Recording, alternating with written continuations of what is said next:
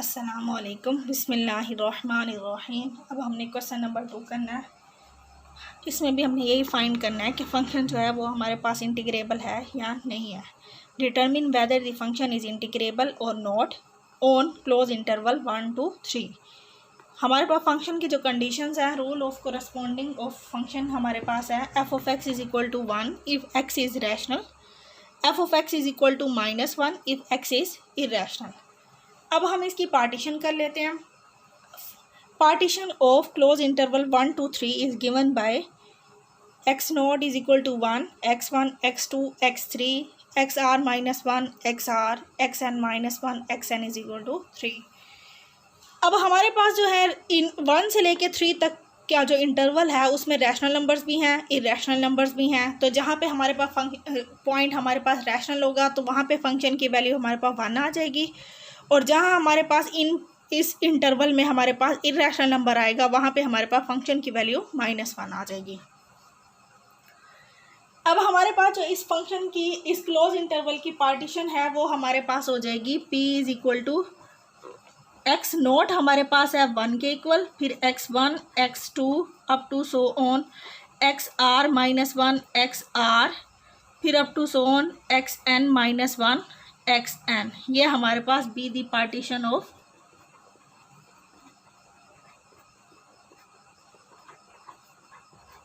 Close interval 1 to 3। अब इसमें x not हमारे पास 1 के इक्वल है, xn हमारे पास 3 के इक्वल है, और दोनों हमारे पास रैशनल नंबर्स हैं। तो जब हमारे पास रैशनल नंबर्स होते हैं वो हमारे पास फंक्शन की वैल्यू 1 है, तो x नॉट पे भी फंक्शन की वैल्यू 1 आएगी, और xn जो हमारे पास है उस पर भी फंक्शन की वैल्यू हमारे पास 1 आएगी। और बाकी हमारे पास इनके दरमियान में जितने भी पॉइंट्स हैं, अगर रैशनल है तो उस पर फंक्शन की वैल्यू 1 आएगी, इरेशनल है तो फंक्शन की वैल्यू -1 आएगी। अब हमने चेक करना है इस इंटरवल पे, क्लोज इंटरवल जो 1 से लेके 3 तक है, इस पे फंक्शन जो है वो इंटीग्रेबल है या नहीं है। तो अगर हमारे पास फंक्शन इंटीग्रेबल होता है, function is integrable on closed interval 1 to 3 if lower integral 1 to 3 f is equal to upper integral 1 to 3, यानी कि लोअर इंटीग्रल हमारे पास इक्वल आ जाए अपर इंटीग्रल के, तब हमारे पास फंक्शन जो होगा वो इंटीग्रेबल होगा। अब हमारे पास सबसे पहले हमने फाइंड क्या करना है, लोअर इंटीग्रल और अपर इंटीग्रल। तो लोअर इंटीग्रल के लिए हमें पता है लोअर इंटीग्रल का फार्मूला जो है वो हमारे पास 1 to 3 f हमारे पास होगा limit norm of p approaches to 0। यहाँ पे लोअर सम हो जाएगा, लोअर सम का फार्मूला लोअर सम हम कहते हैं इसको, और हमें पता है लोअर सम जो हमारे पास होता है mr xr -xr -1। इसका तो मतलब है जितने भी पार्टीशन में इंटरवल बनेंगे उसकी लेंथ होगी, और यहाँ mr है, यानी कि हर इंटरवल में फंक्शन का ग्रेटेस्ट लोअर बाउंड पुट करना है, फंक्शन की लीस्ट वैल्यू पुट करनी है। अब हमारे पास सिर्फ फंक्शन की 2 वैल्यूज़ हैं, या फंक्शन 1 के इक्वल है या -1 के इक्वल है। तो हर इंटरवल में जब हम लोअर सम निकालेंगे तो हम फंक्शन की वैल्यू -1 पुट करेंगे, और जब हर इंटरवल में हम फंक्शन अपर सम फाइंड करेंगे तो हर इंटरवल में फंक्शन की जो हमने ग्रेटेस्ट वैल्यू पुट करनी है वो 1 पुट करनी है। यानी स्मॉल mr की जगह पे हम पुट करेंगे -1, और कैपिटल mr की जगह पे हम पुट करेंगे 1 पुट करेंगे। तो अब हम सबसे पहले लोअर सम निकाल लेते हैं।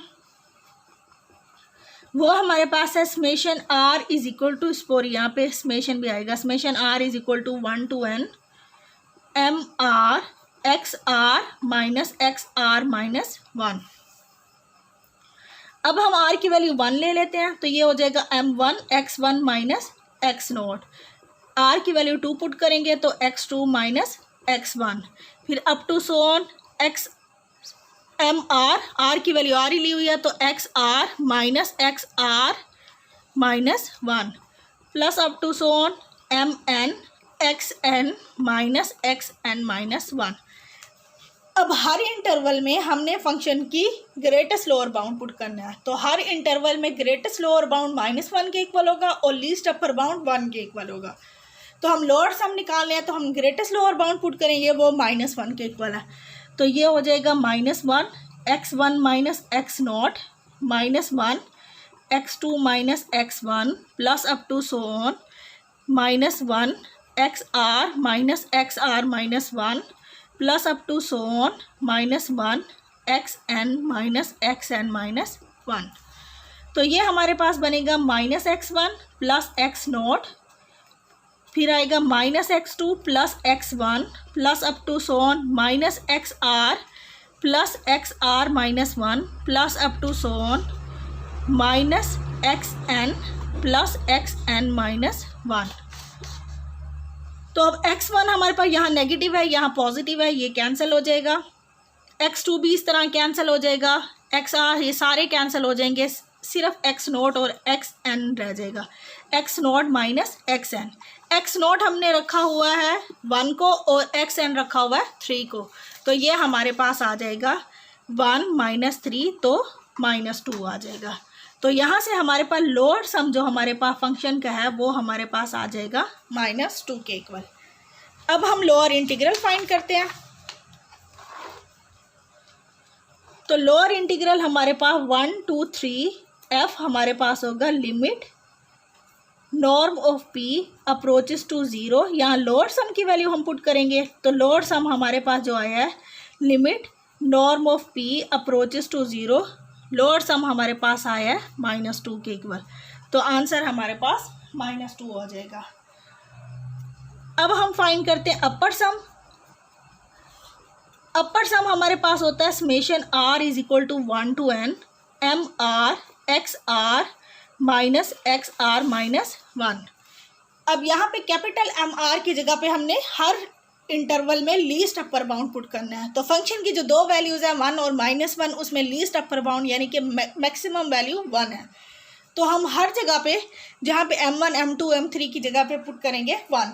अब हम इसको ओपन करते हैं, पहले एक्सपेंड कर लेते हैं। r की जगह 1 पुट करेंगे तो x1 माइनस x0, r की जगह पे 2 पुट करेंगे m2 x2 minus x1 plus up to so on r put करेंगे mr xr minus xr minus 1, last वाला आएगा mn xn minus xn minus 1। तो अब यहाँ पे हमने जहाँ पे भी m1 m2 है वहाँ 1 पुट करना है, x1 माइनस x0, यहाँ पे भी 1 x2 माइनस x1, यहाँ पे भी 1 xr minus xr minus 1 plus up to so on 1 xn minus xn minus 1। तो जब हम इसको ओपन करेंगे तो ये हमारे पास आ जाएगा x1 minus x0, x2 minus x1, xr minus xr minus 1, xn minus xn minus 1। तो यहाँ x1 से x1 कैंसिल, x2 आगे से x2 से कैंसिल हो जाएगा, इस तरह सारे कैंसिल हो जाएंगे, बाकी बच रह जाएगा x0 प्लस xn। x0 हमारे पास 1 के इक्वल है और xn हमारे पास 3 के इक्वल है, तो ये आ जाएगा -1 प्लस 3, तो ये आ जाएगा 2। अपर सम हमारे पास आ जाएगा 2 के इक्वल। अब हम अपर इंटीग्रल फाइंड करेंगे, तो अपर इंटीग्रल 1 to 3 बार f हमारे पास आ जाएगा limit norm of p approaches to 0 upper sum, limit norm of p approaches to 0, 2 पे लिमिट पुट करेंगे तो वो हमारे पास 2 ही आएगा। इसका मतलब है जब हमने अब लोअर इंटीग्रल फाइंड किया वो हमारे पास आया था -2 के इक्वल, और वो इक्वल नहीं आ रहा 2, और 2 हमारे पास क्या है अपर इंटीग्रल, सॉरी यहाँ 3 आएगा। लोअर इंटीग्रल की वैल्यू -2 है और अपर इंटीग्रल की वैल्यू 2 है, और वो आपस में इक्वल नहीं आ रही। लोअर इंटीग्रल और अपर इंटीग्रल सेम नहीं आ रहा। इसका मतलब है f of x is not integrable